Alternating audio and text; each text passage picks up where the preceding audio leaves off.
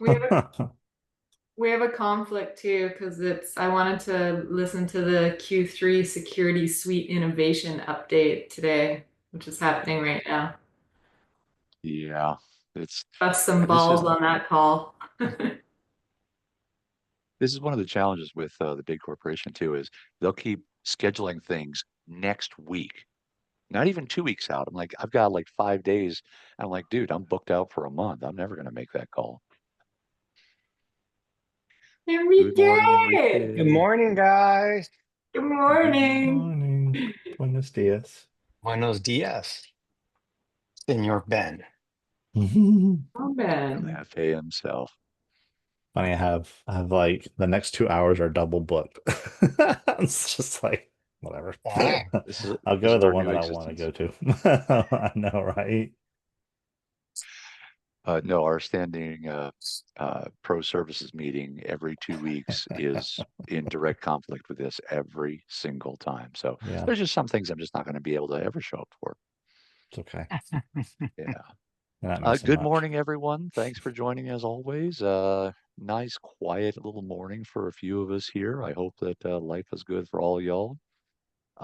Same question as always, top of mind. Anything going on that's going to catch your attention that we need to talk about on a technical side?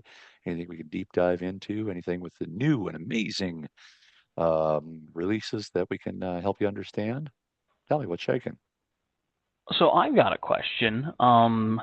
Playing with the new Advanced Suppression, already a fun, fantastic thing. But I've gone through and I set up, at least I believe I set up appropriately, a suppression for, hey, if it's a file event modified outside approved location and the ASN is Microsoft Corporation, you know, don't don't fire. Um, and I don't know if maybe I didn't set it up right. I still see all of them show up in like the alerts chain. Um, Mhm. I I think they are also some of them are still making tickets. Hmm. I was wondering I still about that see this morning. I still see the like the ConnectWise tickets being made. Hmm. But as far as I know, I said, hey, skip the PSA and the Should not. ticketing. So Hmm. I'd think it would skip, but it doesn't seem to be. Yes, I think I know what's going on. I was actually curious about that just this morning. So the system still relies on power filters. And what you're seeing is the outside approved location event being tagged onto those file events, which is not included in that advanced suppression. So I want to show you what they're working on now, and it should be really relatively soon. Uh, Basically, what we need to be enabled is this skip outside approved location. So once that is clickable, then that would be a feasible thing for you to do. But in the meantime, you're still kind of you still need to do the power filters for outside Still approved doing location. whack-a-mole with the power Yeah. filters. Okay. Yeah. And so, but I've gotten some good news that I believe that is not too far away. And I know that Adam basically has told us that power filters and advanced suppression will end up merging and it will be just one system away for you to whitelist on everything. But for now, you can either do it at a partner level, which you come in here under power filters under settings and add Microsoft Corporation here. And you don't have to specify any of these other three if you don't want to. It's encouraged, but not a requirement. If I didn't have this already in there, Yeah, you can that's a just broad add it. brush. Yeah. That is a So very yeah, broad brush. So tread yes, it carefully. is. Yes, it is totally. But for people that have maybe like Total or something, and they don't want to track data centers, you could do something like Total Inc. and then just be like boom, and that is for everybody, and no matter what part of the world. And you can also do that on a organization and account basis. But yeah, thank you for bringing that up. I was actually curious about that one. Um, But I think once we're able to select that outside approved location box, then that will essentially almost kind of replace the power filter need, I think. Well, yeah, that's absolutely coming. Does it get you where you need to be for today, Sam? Just a little bit, and then I guess as a follow-up, since we were poking around looking at those, it says you can't play with any of those toggles in the advanced suppression while the rule is active. I don't see a way to deactivate a rule, short of deleting it. Suppression? So yeah, the suppression rules. Yeah, it's an area that I never point out during onboarding because most of my partners spin through this pretty quickly. But top left, event monitoring, there you are. You can show expired, you can trash can them. Anything under top left, event monitoring and suppression rules will show you those temporary suppressions. Well, I can see my suppression rules, but if I go in, there's an edit button. So like if you click like an edit pencil, there's the status of if I have an active one. If you try playing with like skip IOC, skip respond, hide from analysis, skip ticketing, if it's an active one, it says you can't do this with an active rule. I don't see a way to deactivate the rule without outright deleting it. I see. I think it's because those just aren't in the system yet. The IOC and responds just aren't active for anything yet. But yeah, I see what you're talking about. yeah. The ones that cannot edit a suppression that has already expired. Oh, sorry. It's Let me expired. add one. Let me add one new one and let me try this.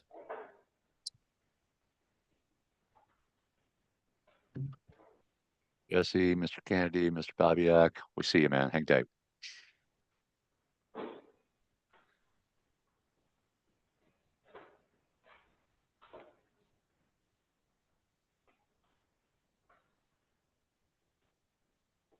Changing setting on an active suppression is not. Deactivate the suppression and create a new one.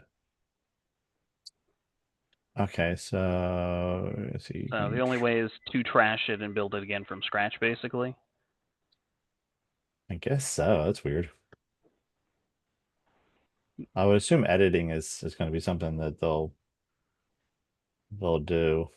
Yeah, if it's just not available yet, that's fine. I just the way it was worded, I was like, how do I deactivate it? No, right. Well, I know they're going to add an add button as well, so you can specify criteria without it actually like already occurring, so you can kind of get ahead of it. And they're also releasing an API to do that as well. But I think the add button is coming out on the same time. But from what I heard Amanda say the respond and IOC should be really, really soon. That's cool. That's cool. Yeah, because that's what I've been waiting for. With bated breath. Yeah. Every time they make a change, I'll text Ben, hey, maybe today's the day. And then he's like, screw you, screw you, screw you. It's not yet. It's like it's still not working. But yeah, I don't see why this went wrong. Do you recall what your question was, my friend?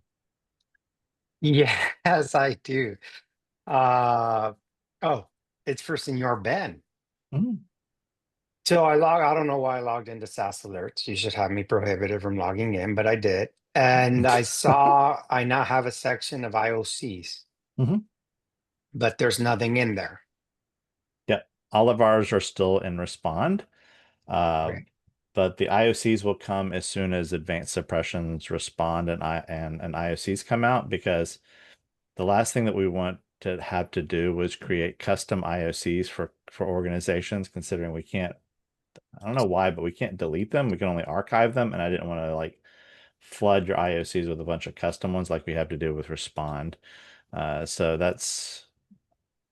we're waiting on that. And then we'll basically, a lot of the respond rules we have that are alert only will become IOCs. And that's how we'll approach that, but very soon. Okay. Yeah. And where am I supposed to see something different with the SIM? Not yet. Soon. Okay. Very, very soon. Perfect. Kennedy, you're next up, and thanks for putting that in the text. Ben, the question will be on the ASN whitelist selection. Mr. Kennedy, what's on your mind?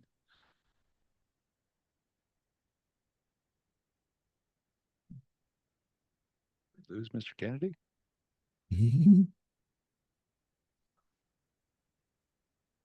Alrighty. He said it's on his phone. Did he type something in chat? Yeah, just he says his question will be in the ASN whitelisting section. Oh. All Okay, so right, it's on Rich, phone. get back to us when you can. Mr. Bobbiak, what's going on, man? What's on your mind? Hey, good morning, everybody. First time caller. Here we I go. just had a few quick questions regarding the suppression. So I was glad you were covering that at the beginning, and I apologize that this was already mentioned. But first, is there an ETA for when IOC and respond suppression is going to be working for suppressions? If I told you Any one, I'd be second now? wrong, but yeah, I mean, like I've heard, we're not talking months here. I don't think we're They- necessarily speaking weeks, but I know it's in You know, QA they right now. How yeah, about they that? wanted to get it done this week. And James, welcome. Thanks for joining us. Um, just for perspective, the advanced suppression, that functionality actually touches every single part of the platform.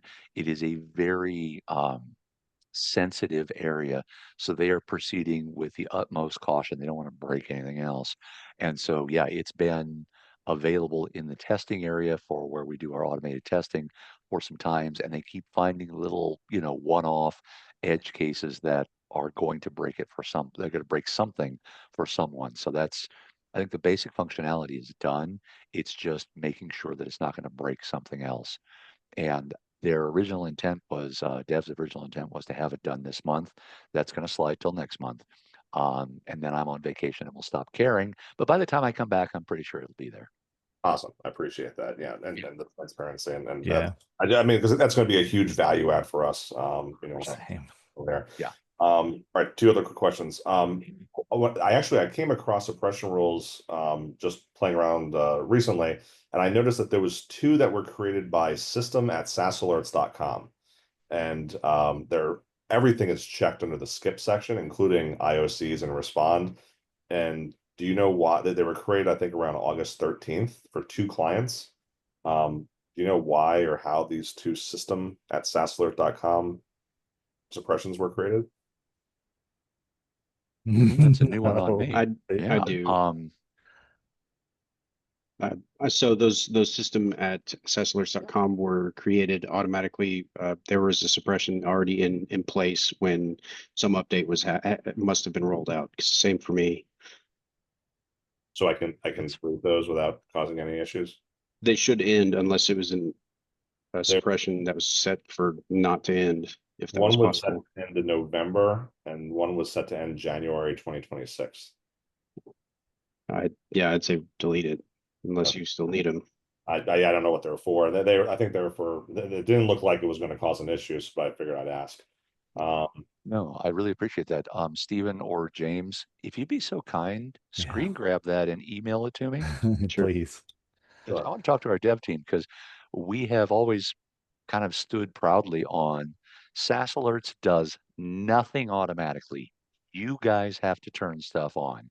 And if my dev team is not following that philosophy, I need to have a chat with them, or we need better telegraph when when those things are happening.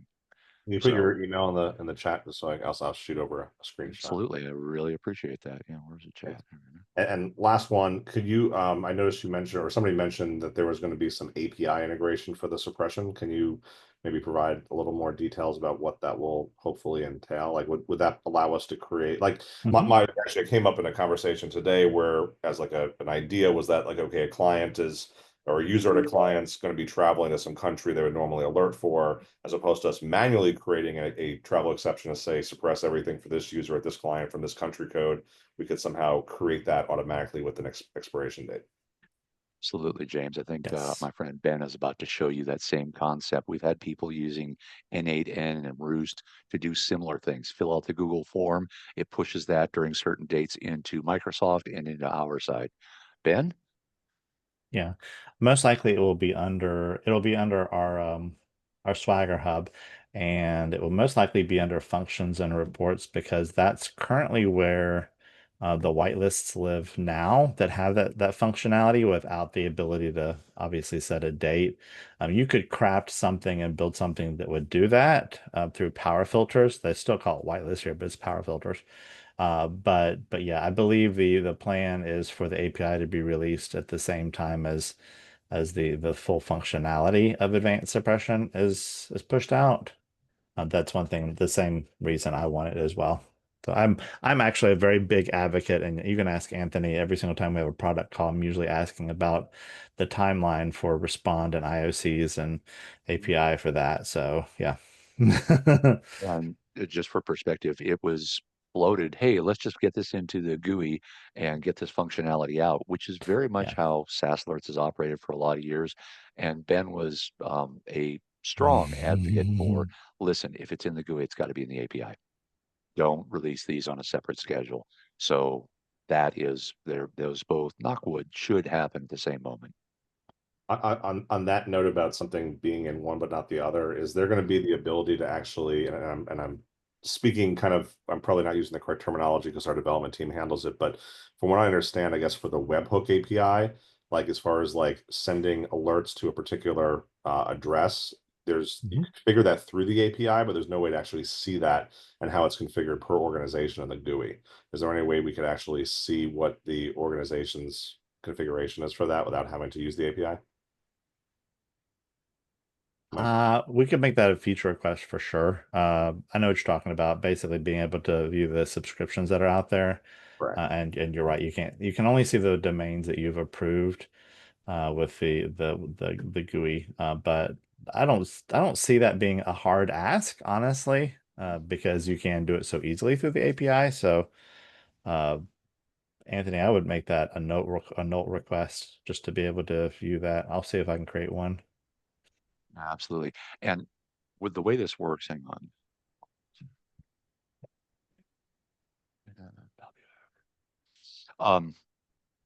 If you ask, and this is the way it kind of rolls. If the data is already there, we just need to present it either in the GUI or in the API or in a report. Usually that's a pretty quick turnaround. Usually we can do that in a couple of weeks, depending on workload on, other projects we've got going on. Thank you, brother. And if it's something that's brand new, hey, I'd love to be able to monitor my custom ERP. That's a whole different process and a whole different time scale. But if the data is already in there, we just need to present it a couple of different ways. Shout out, ask us. Amanda and her team love to jump on stuff like that and deliver those small incremental wins wherever we can. And in a case like this, it sounds like that data is there. We just need to figure out how to better present the API. No promises, but we love that feedback. Genuinely mean that. Solid questions this morning. Thanks for kicking those off, guys. What else is on anybody's mind? All right. Now can you hear me? Mr. Kennedy. All right. So thanks. This is just more of an annoyance, but in that ASN filter, when you go to put in your own, like from a recent detected out of location thing, what's puzzling is I go to put in cut and paste basically from the SaaS alert message, the foreign location, and it says, sorry, but we don't have this in our database. And I'm thinking, I'm cut and pasting this right out of an event that just arrived. So I'm kind of wondering why it says that. Like we don't recognize this ASN location. It lets me enter it and put it in there, but since the message was just processed, it's puzzling that it says that. That is puzzling. I haven't seen that. You should be able to put in any text in any of those fields that you like, and then save that. Oh yeah, you could put it in there, but it says even though I actually cut paste the actual ASN name right from the from the event message, it says, "Oh, we haven't seen this one in the last 24 hours." I was like, "Wait a minute! I just cut pasted it out of your own event. How come you didn't see it?" So I'm kind of wondering if the repository. Drop down? Is that in the drop down part? Yeah, I've seen that a lot too, where it's like, hey, I have this alert sitting here. I start typing it in, and it's not auto-filling like it had been. And it's like, no, we haven't seen this one. I think you have, because I have alerts for that one right here. Yeah, Alerts for that 10 minutes ago, and yeah. Guys, that sounds like a bug. If you'd be so kind, screen grab that, describe it, email it to support at, and I'll make sure that Jesse and the team get that right straight through to the guys who need to see it. Yeah, this is yeah. See Anthony. that's the blue ink there. Got it. And I actually, I put in one from Ontario, Canada, or wherever it was, and I basically Orange something Spain. Yes, Spain. Orange is the name of the thing, and it said, "Sorry, we don't recognize it." No problem. I'll go back and cut paste that. All right, thanks. Just even a cut paste like that. I'm going to throw this into our unexpected features chat, right? Yeah, because it says last 300, so I can't imagine there was 300 ASNs in the last 24 hours. That would be excessive. Yeah. Well, I mean, if you think of all the flows coming in, I guess maybe possible. Maybe, but all right. go ahead. Yeah, it let me put it in, so no problem there. Just that it made that funny gripe. All right, I'm going back on mute here. Thanks for that. And thanks for pointing that out, everyone. We've got that in front of our developers right now. But if you have the time, screen grab that and go yell at support, and they'll yell at dev, and then dev will get yelled at in 3 different directions. That's always helpful. I wish I was kidding, but sometimes it's the squeaky wheel. I put that link to the feature request to have the subscriptions in there.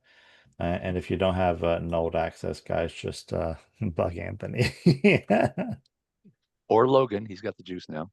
Oh, see, not me though. I see how it is, Anthony. Yeah. Hey, you go talk to Leron, brother. I've been trying to give away this power for years. Anyone who's not familiar with it, if you're new to the call, looking at you, Mr. Babiak, Nolt is where we have a for partners only. It's not public facing. Sort of an upvote, downvote board. It's sort of a roadmap. It's where I love to hear feedback like this. There it is. Hey, that's what it looks like. So if you see something on that list that would be helpful to you and your clients, upvote it, leave some comments, yell, scream, jump up and down. If you see something in your world that would be helpful and it's not on that list, create a response or create a new Nolt item like Ben just did. We thrive on feedback. We love that stuff. Mr. Kennedy, thanks for bubbling that up. We'll get that looked at. Anything else on anybody's brain?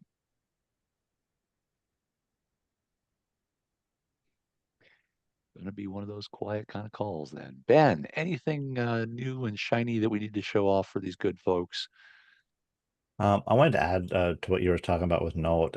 If you guys also see something in Microsoft that you can configure through their portal, but not through like Fortify, if you put that in there as well, Jason really enjoys a new challenge, and he's usually the guy adding the controls to Fortify. So if there's something that you would like to be able to do that you would like him to investigate, he is always happy to look at those and usually get them turned around like really quickly. Like I've asked for one and he had it in there like the next day. Yeah. So Ben, jump over to Fortify for me. I want to point out a couple of things that we've done recently. And pick a shield, any shield. And in the search 129 records, in the search functionality, Ben's going to type in INGR.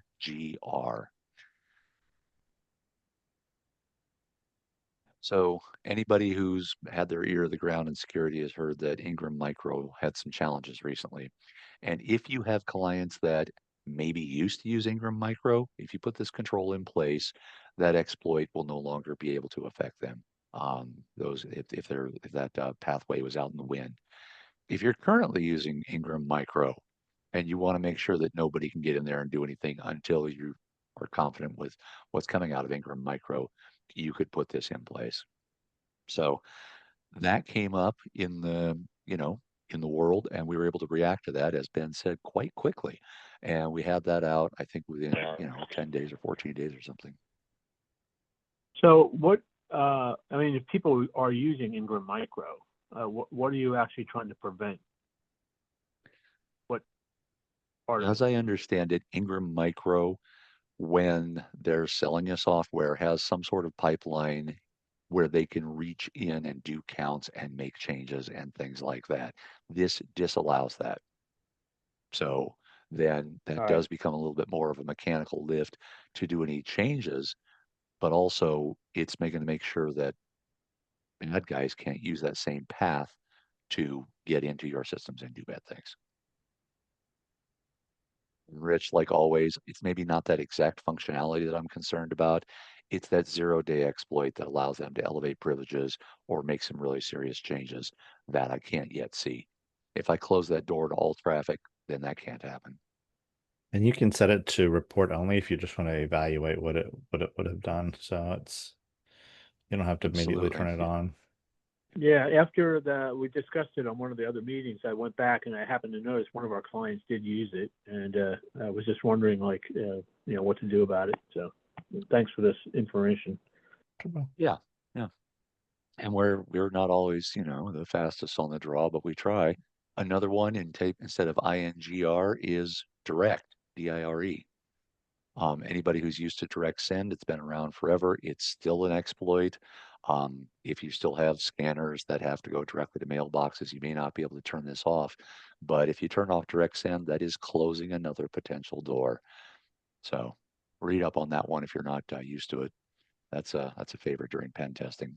So What is that? That's scanning to a email? Is that general? yeah, and Rich, the challenge is Microsoft built this functionality in the 90s and has never changed it. And it bypasses all the internal Microsoft filtering, including any third-party filtering. So if a bad guy can get access to that, they can start dumping what look like very legitimate filtered emails directly in. Now, there are some legitimate uses for What it. do they have to get access to? Yeah, where's the access entry? Brother, I don't know. I just know that that was a concern from Black Hills and some of the other big security guys because it is a potential threat. There are some legitimate uses. You may have old scanners, copiers, printers, whatever, that need that functionality. Okay, well, then it has to exist. Or I've seen people using it to direct send and put in phishing training emails directly into people's inboxes, bypassing all the security and all the banners and everything else. So there's some use for it. But I think we're using the relay. more. Yeah, I see that on Ben's. I see the screen there. We're using a relay mechanism for most of our clients to have to do this. Yeah, a lot of them do. It's a lot of the older the multifunction printers have to use this because they don't support anything except for SMTP, and usually they only support SMTP like over port 25 or something like that. Sometimes they don't even support any sort of encryption at all.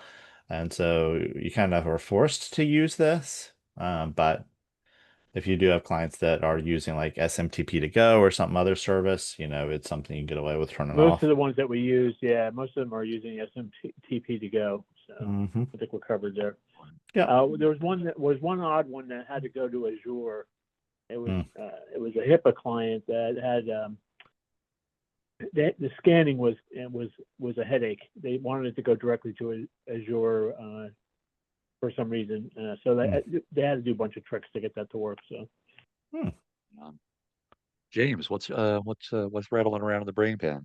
I was going to just add on a little bit to the direct send thing. As you said, this has been in existence for forever. So I was that, and actually some various forms of some phishing stuff or whatever has actually come across my desk regarding direct send in the last like 2 weeks, more so than ever before. So I don't know why like suddenly there's a huge surge in this. I guess because the only change, as far as I can tell, is that that Microsoft finally, like 20 years later, came out with the ability to turn it off. Right. So before there was never like an off switch. There was ways you could like do some stuff with like mail flow rules and things like that to kind of like prevent it from working properly. But now there's actually a switch that you can basically say turn it off. So I guess that maybe kind of revitalized threat actors actually using it. But in my testing too is that like a lot of people might think, well, our MX records are pointed to some secure like whatever any third party, so we're protected. But if you're using 365, it's trivial to find out what the 365 MX record is. It's right. It's like domain-com.protection.mail.outlook.com or whatever it is. So like you can very easily circumvent any type of intermediary kind of service using direct send, and as long as you craft the email well, it will bypass even like Avanon, which does like inline filtering or whatever. I was able to spoof somebody at our company just showing and it showed up exactly how it was supposed to look like as if they sent it. So, we turned it off. It was a good proof of concept for turning it off, but yeah, it's definitely, we've had 3 clients in the last like 2 weeks that thought that one of their users were compromised because emails were coming in as them, but it was actually coming in through direct send. This is going to be a little off topic, but we rarely stay on topic here in these meetings. In another lifetime, I sold motorcycles. And we would have a motorcycle, either a model or a used one or whatever, sit on the floor for days, weeks, or months. Nobody ever showed any interest on it. And something in the great human subconscious would switch, and I get 10 phone calls in a day. I get people showing up. Everybody wanted that model or whatever. And it wasn't based on advertising or anything else, because this was used bikes and everything else. And now I see the same thing here. We will have an issue that has been laying dormant for decades. And then all of a sudden, inside of a few weeks, every onboarding call is asking about that. Everybody's all of a sudden hyper aware of that issue or whatever. So I think there's something, not to get all woo-woo, but I think there's something going on when everyone all of a sudden realizes there's something they need to pay attention to. So I think that's what's happening here. Any other psychic predictions or anything else that we can talk about here, guys? I think I asked on 2 weeks ago about the token theft protection and not working at a browser level. Did you all find out anything? Not yet. It is on my list of things to do. But I'll have to let you know. I haven't got a chance to actually play around with it too much. But I did get my Evil Jinx server back up and going, so I'm almost there. You should just stop being double booked and triple booked. Dude, I wish. I wish I could do the fun things. Absolutely. So I'll leave it Have at you heard that. of anything on how Rocket Cyber, because we're whitelisting outside the US travel for customers. So SaaS alerts won't respond, but we get a call from Rocket Cyber asking if it first time login from Germany or whatever it is. And so we'll respond, yes, it's approved, because we opened the ticket with Ben and company to get that whitelisted. Is there any plans in the future for them to be able to see that? I don't know exactly what it's going to look like, Enrique, but Rocket Cyber is getting a major overhaul, and our friend Leron is running that project, along with all the legacy Rocket Cyber guys who brought that very good service to market. So look for a lot smoother integration between these applications, between SIM, Rocket Cyber, SaaS alerts, and getting, as a rule, more of this data out and available to other applications in the Kaseya ecosystem. Think like, was it my IT process? They can use a ton of data out of our reports, and we want to be better at that as a firm and making sure that this data is available to other things. We're talking about the IP data that we get. We're paying for it once. We could use it many times in other parts of our world. Why are other applications not enriching their data with that IP data? So lots of economies of scale, lots of integrations moving forward. And that really is Mr. Lippy's sort of end goal, is to make sure that if we've got a piece of data anywhere in the ecosystem, every other application that could leverage that should be able to. And if I've got an application, I should be able to access that homogenously from any other application in the ecosystem. So, Enrique, use case, yeah. Were you on the call about like last week when they were talking about phone calls coming from SaaS alerts? Yes, the automated calls. Yeah. Yes. So that will be able to be configured too, which is kind of what what Rocket Cyber does is just kind of calls you and says, "Hey, something's happened from outside." The problem is they don't have access to like Unify or like your RMM device data or Microsoft data, like devices. So sometimes they can't tell if it's a known device. So this should cut down a lot of those false positives, but still give you that Okay. phone call. They do see the RMM devices, they do see from the data RMM side. Okay. And yeah, I mean, they're doing their job and I think they're doing it well. Do they still call you if it's an RMM agent or device? I do not know what this lady was using in last week when they called. I'd be curious. I need to go check. Yeah, because that Ben, I thought the same thing. After the last we had heard is they weren't ingesting any hardware data. I don't know, but they did more Obviously, with RMM than we realized. so I think so. But I think the Microsoft data is also important, and yeah, we just want to get to the point where they're not calling unless it's something genuinely suspicious and not just because they signed in from a known device. Absolutely. I mean, I'd rather them call me when it's first time logging outside the US than rather be safe than sorry.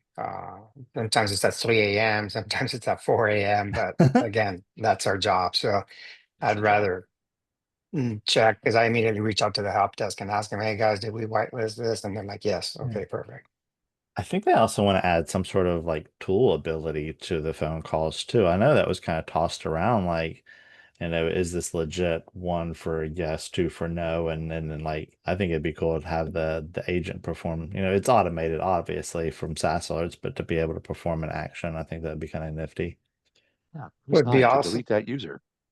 This is just thinking out loud and might be a dumb thought after you all analyze it, but it'd be awesome, like for those travel, that it calls the mobile number of the customer and has them confirm if it's them or not.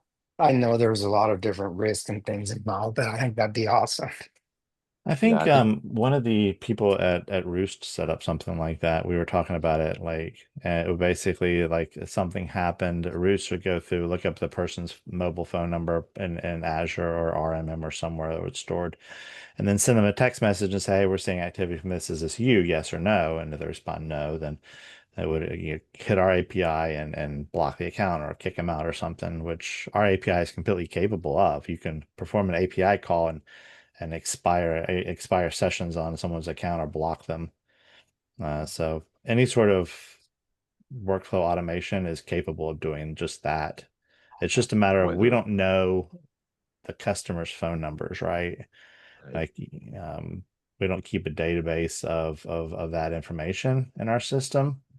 I don't know that it wouldn't be like necessarily impossible, but Yeah, and then the challenge is, hi, Mrs. So and so, your husband just logged in from Aruba when he told you he was going to be in Texas. You know, should we lock that account? And she would want to know which girlfriend he was with, and then lock that account. That Yeah. sort of thing. So that's why That's that's why unacceptable behavior, Anthony. Only your Wow. brain would go there, Anthony. I don't know why my You're mind so went weird. I exactly don't know there, why but it does. yeah, You're Coldplay feature. Oh, yeah. Hit two to you're block funny. you. two to call your divorce lawyer. Yeah. Exactly. Oh, But no, it'd be totally guys, possible to build something yeah, like that. I think it'd be kind it of cool. absolutely is. I think that's going to be probably a little bit out of our scope because the idea with Sim was we let you guys know. You're the face of you're the contact with the customer. If you wanted to set something like that up, then you absolutely could, as Ben correctly said. But we always just want to be the service delivered to you. You can brand it, name it, whatever you like, that sort of thing. That's always been our sort of position. So I don't think we're going to be reaching out to the end users anytime soon. Not that it couldn't be done, but I think that's where No, we you are could today. totally build something really easily. I mean, the hardest part would just be the Microsoft API and getting access to the users. But I was just looking at their properties now and seeing if they have a mobile phone field, it'd be They really do. easy to do that. Yeah, okay. Well, Oh yeah, and then then basically your automation will just query that Microsoft API and say, look up this email address, find the phone number, use this text message service. With an in-law in that sort of space, and the Yeah. FCC shenanigans around doing that is a whole nother level of insanity as well. So Yeah, I again, mean, doable. SMTP to go has mobile services too that you can use, which is kind of cool. And they have APIs also. I use their APIs all the time. And like if any of you have Roost or something and this doesn't exist already, let me know. I'd be happy to work with you at some point and So we we can have build Roost, it. but if what doesn't exist, the to go query and do Yeah. something. No, the basically the process, the workflow, like of texting somebody that's from outside approved location kind of thing. Okay.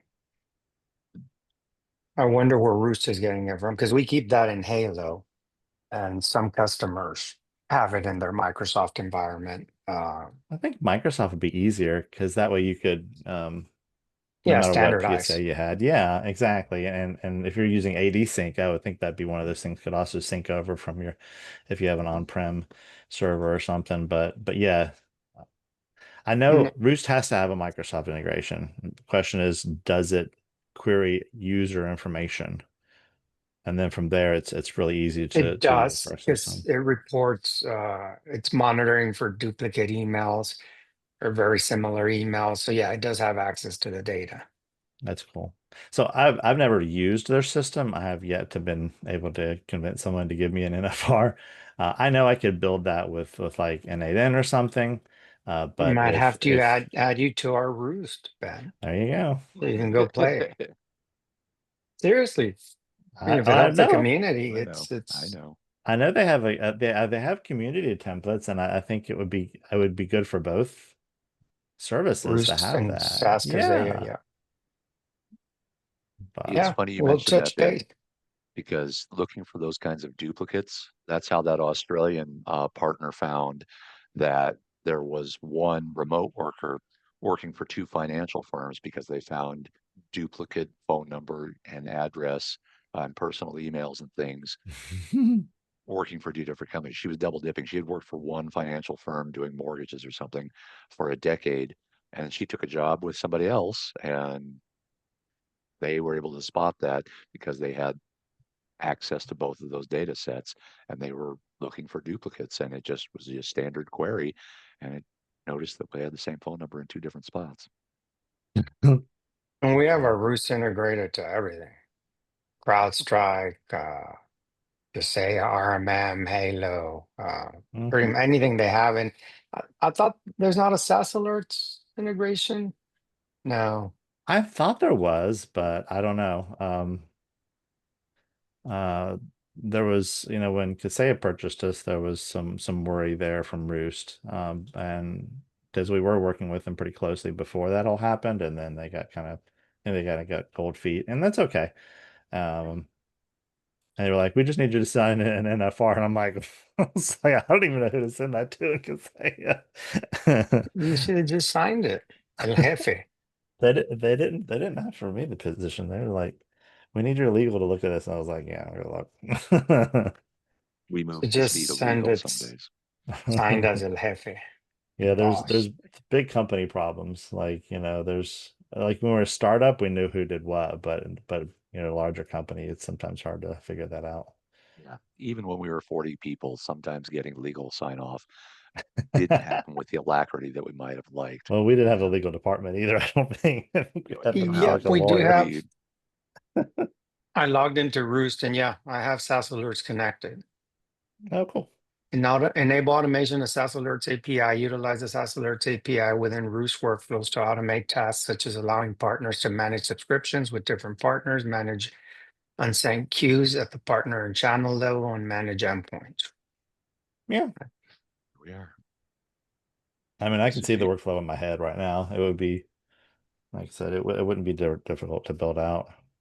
Maybe when things calm down just a tad bit, we can build it and then you could submit it. Yep. Reach out to me R and we can review it. REWST. Yeah, there you are. Good, right on, Ben. Yeah, Mr. Bobbiak. it's very similar to N8N, except Thank it's you. more geared towards MSPs. James, what's going on?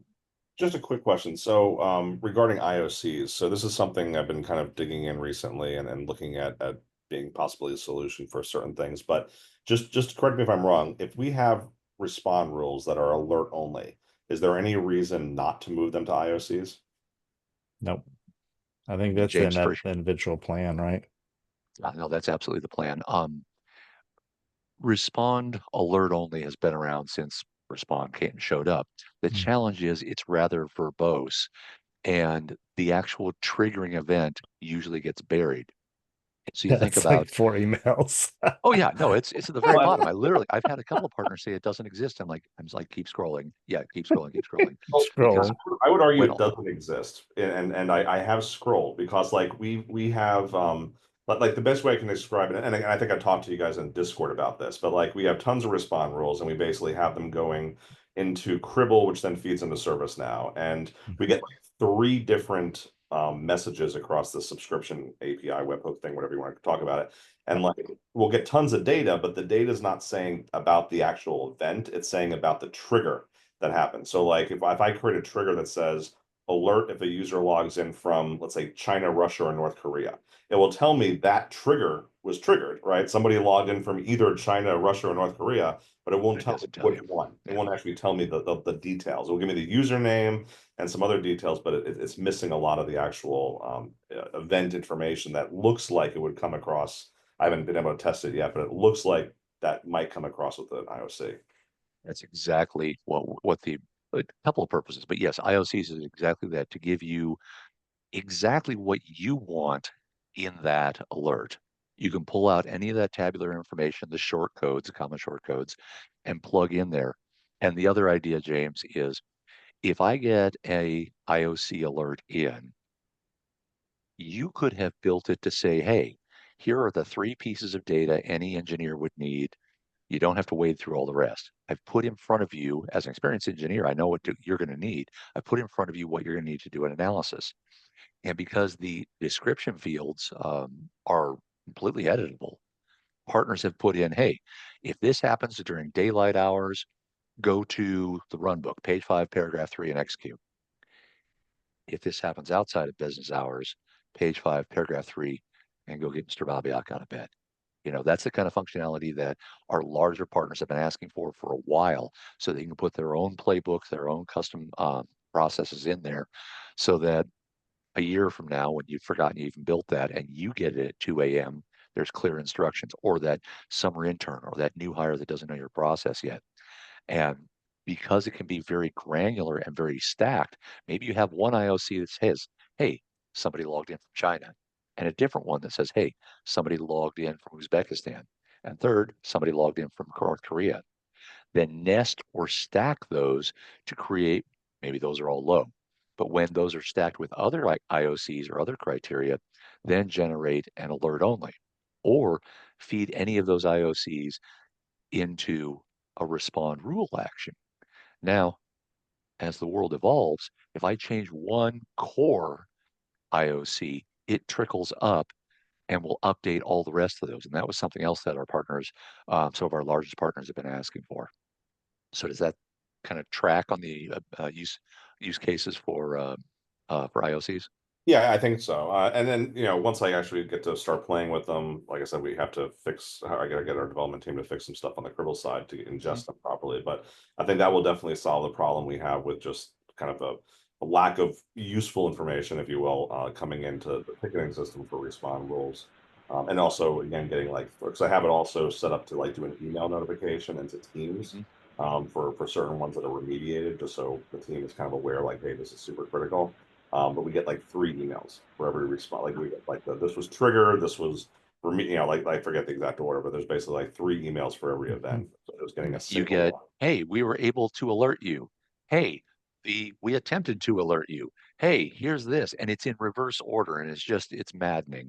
I mean, again, it's a good start, and that's why in those links, you should be getting those in your emails or through.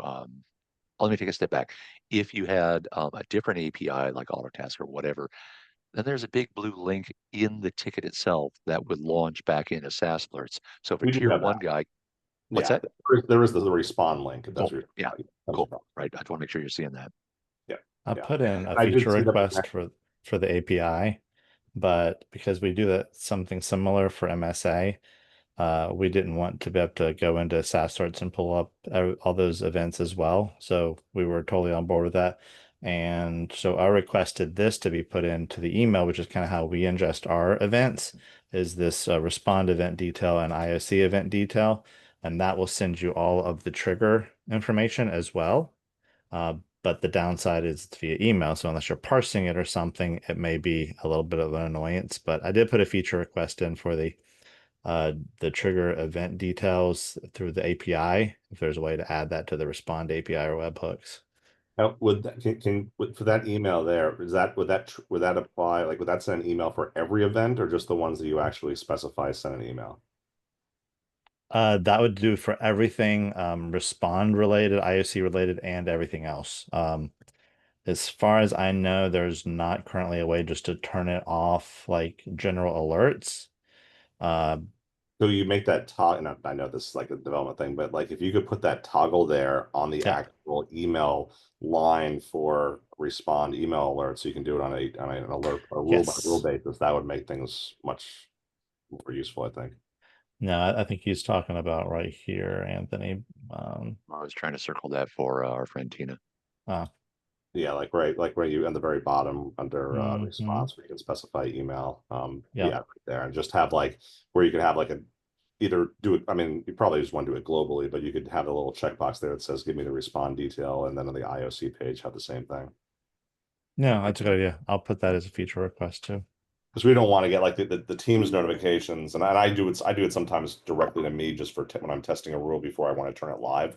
Like for alerting, like I'll set it to low, which won't create a ticket, but I'll have it email me. But I don't want to get emails for every ticket and every event. Absolutely. James, did you trip across under settings, PSA and email, the ability to generate test alerts there? I don't think so. Is that a response alert or is that like a regular alert? Jump up PSA and email. So if you generate test events, that's a good way to test some of this stuff. And you can actually generate several events in a row and then say go and have them all fire. So if you're testing a respond rule or an IOC, that's one easy way to do it. And when they come into your ticketing system, they're very clearly marked. And this is a test event.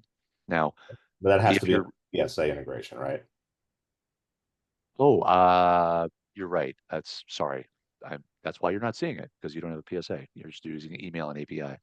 Yeah. Well, yeah, the email I use for testing, the what we use for alerting is the subscription API to Cribble to ServiceNow. I wonder why we can't generate test events for our email only users, Ben. We can. That button doesn't exist. No, that button doesn't exist if you don't have a PSA. Really? I have it, and I don't PSA know email. what I say. PSA email should be there. Thanks, EJ. Thank you, Tina. I appreciate that. Now I need to go do some testing because don't have the generate without. I have no PSA and no email configured there, so I don't have the button. Oh, yeah.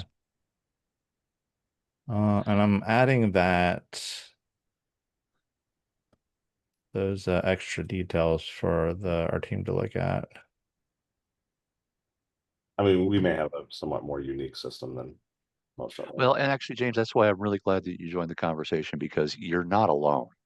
There are a lot of folks that have got either home-built PSAs or, they're using something like Freshdesk or something else to do the same thing.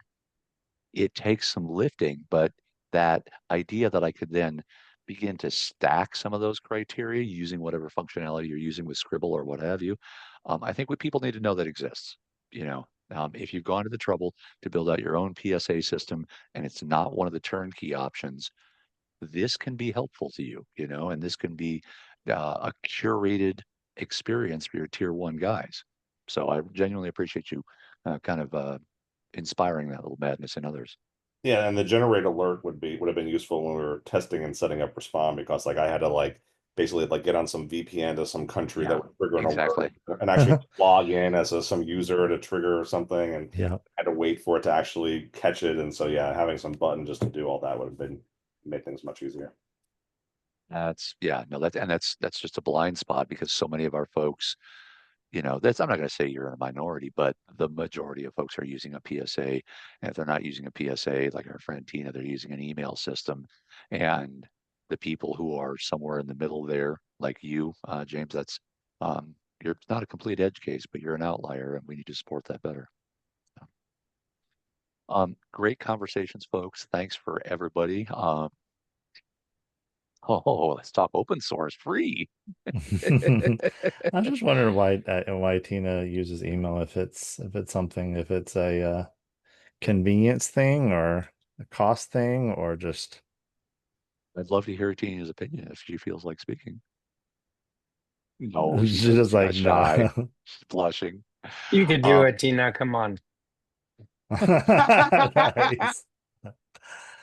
I don't know why I'm getting in the We middle of don't, this. we don't need a PSA. I am the almighty God and sock and do You have a everything. lot of clients. Everything. You have a whole lot of clients. Very small. We deal with about 750 endpoints. We deal with 80 clients, like very small, not interested in growth.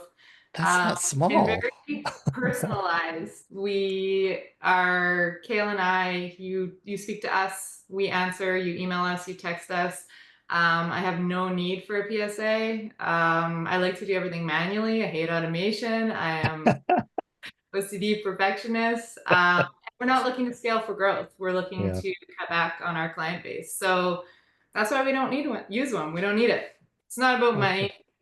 We do everything else. Tina sleeps about 2 hours a night because she's so the rest of the hours are full up with the rest of this stuff. Hey, I've got managed and I've got socks, so I sleep. There is. So you don't need all automation. Well, Tina's offered me a job, so I'm gonna go live in Canada where the weather's nice and chilly. Clarify, Okay, we do have a PSA. We just don't, for whatever reason, that our development team, we have ServiceNow, but our development team is like, we don't want to use the PSA integration. We want to do the subscription thing. And then originally we had it going directly into ServiceNow, but then we started having stuff going to Cribble first to be able to do some parsing. And yeah, absolutely. And that's why I say it's like you're at 300 level classes, and a lot of us are sitting a little bit lower, not doing the parsing up front. That's the key figure there. So yeah, there's all kinds of open source RMMs, and there's also Outlook.com, which Tina loves. Hey, we have our own domain, Anthony. Come on. Hey guys, I really appreciate all the great feedback, the great questions. I look forward to seeing y'all again in about 2 weeks between now and then. Join us for the Thursday calls. Those are never dull. If you have anything that comes up in the meantime, I think you know where to find Ben and I.